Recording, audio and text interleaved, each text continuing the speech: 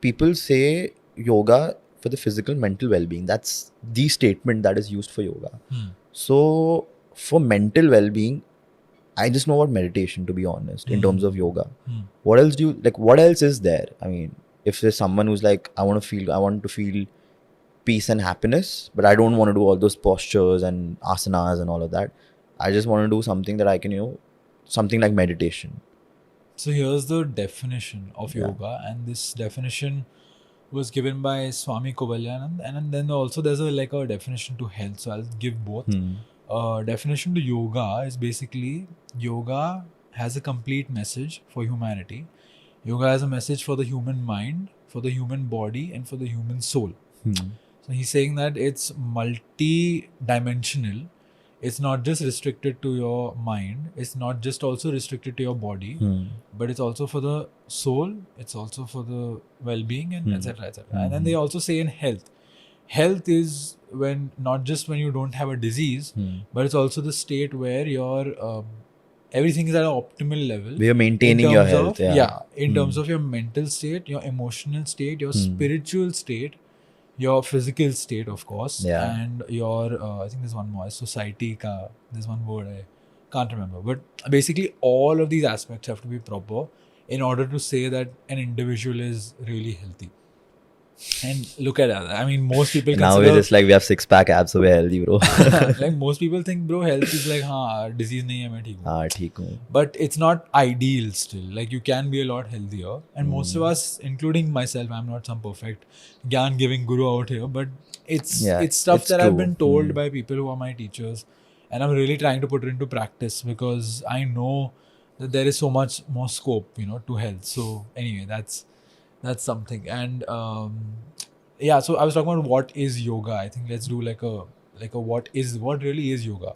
Because I want to ask you, I think you've already said your see, I'm very, very restricted to the meaning. For me, it's just physical, mental well-being. Yeah. And I'm sure, like, I mean, that is true, but there's so many branches to that as well. Yeah. And before we go ahead, we didn't give a shout out to Mithali, who is volunteered to come here. So I think good time to talk about it.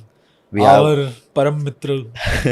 We have one of our really close friends over here. Yeah. She volunteered to come and help us. I think she's enjoying it. The unfortunate part is I don't know how to turn the camera to her, but she's here. Mithali, say hi. We'll put a photo here. Mithali, say hi loudly. Yeah, it came in the mic. We'll make sure this part we turn the volume up. Shout out to Mithali. Or we'll do we'll record a separate audio on our phones and we'll plug it in. We'll keep a 10-second gap in audio. Yeah, we'll pause everything. So, coming back. So for me, physical, mental health, well-being, that's it. Yeah, cool. So and you know what? So we did talk about this, but I didn't go into the details of something I wanted to speak about. So Ashtanga Yoga, 8 limbs. The 8 limbs are Yam, Niyam, Asan, Pranayam, Pratyahar, Dharana, Dhyan, Samadhi. 8 limbs of yoga known as Ashtanga Yoga.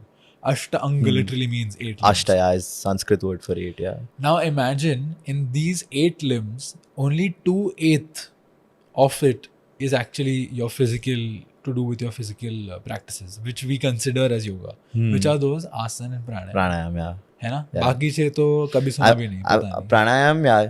This I know. I love how you did this. And Mithali is also laughing. She also be knowing. Bro, it's like Hare Ram, Hare Ram. People think it's that, dude. I mean, I think Pranayam everyone knows. I don't know a single person who wouldn't be knowing what Pranayam is. But what do you think Pranayam is? Breathe in, breathe out. I mean, I think that's not actually Pranayam. I think it's more to do with, cleansing your respiratory system. Is it something like that? That's actually Kriya, which is another part of... we have a friend named Kriya. So anyway, but it's part of like the Shuddhi Kriya. Like when you're cleansing the internal system, your body, that is what Kriya means. Like cleansing all systems. Pranayam, in the sort of like loosely translated version in English, is control of breath. But it's not just control of your breath.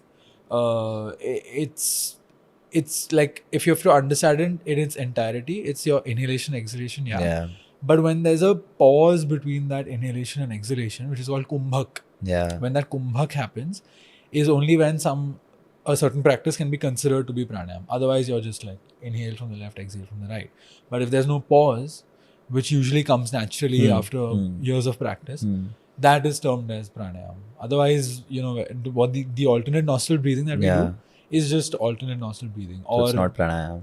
Or it's called Nadi Shodhan Kriya, which is again a practice to literally Nadi Shodhan means cleansing of the nadis or the passage of the air and the that whole thing. Right. So that's what it means. And again, I'm sharing what I know. I can't say I know everything. So this is thoda bahut jo sikha hai. That's good. Yeah. So yeah. See, one thing, bro, I really want to, like, this just popped up in my mind, that the fact that you're telling me that there's so much in yoga, like, we're not even doing 1% of it, at least the general population, I would say. So why is it that people don't get completely into it? It's just like, हाँ मैं ये कर सकता हूँ, ये कर सकती हूँ, so I'm fine with it. Because that's the perception now. Everyone is perceiving it to be a physical practice, which first of all it's not. And then another thing is that, so okay, I'm going to go into a little bit of history. People historically in Hatha Yoga, now Hatha Yoga is a separate concept. I won't explain what it is, but it's a type of yoga. One of the, again, most traditional, most, you can say, old method of doing yoga. And there are schools of yoga. So Hatha Yoga is like a certain school of yoga. School, matlab not literally school. A type of practice or it's a lineage like a branch. of practice. Branch. You can say it's a branch.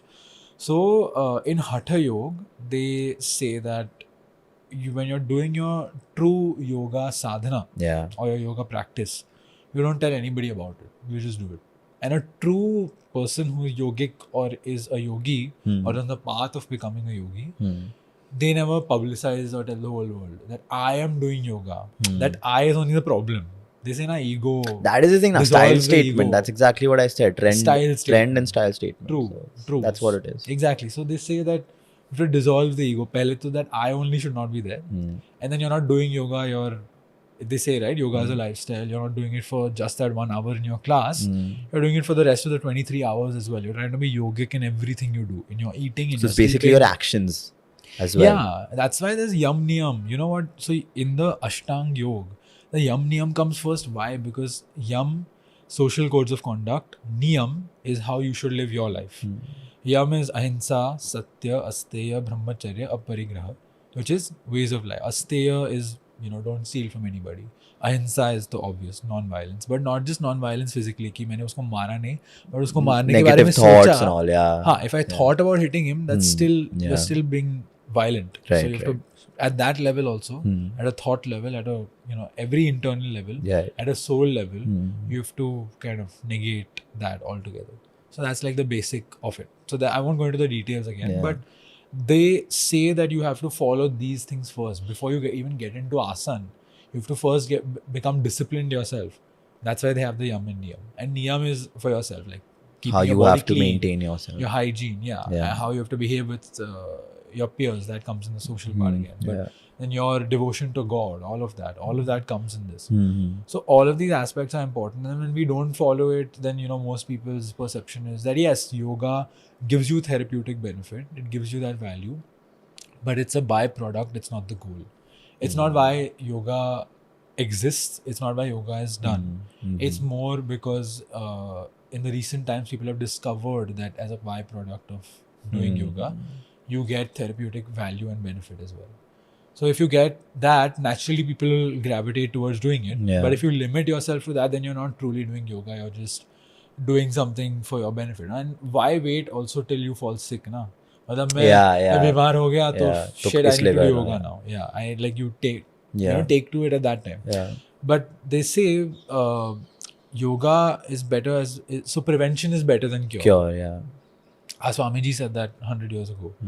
Why? Because this only, you would rather prevent the disease and have a good lifestyle from before. You'd rather suffer and then, cure yourself. And then you don't know if you'll get cured also or not. True, like many people, unfortunately, don't get cured.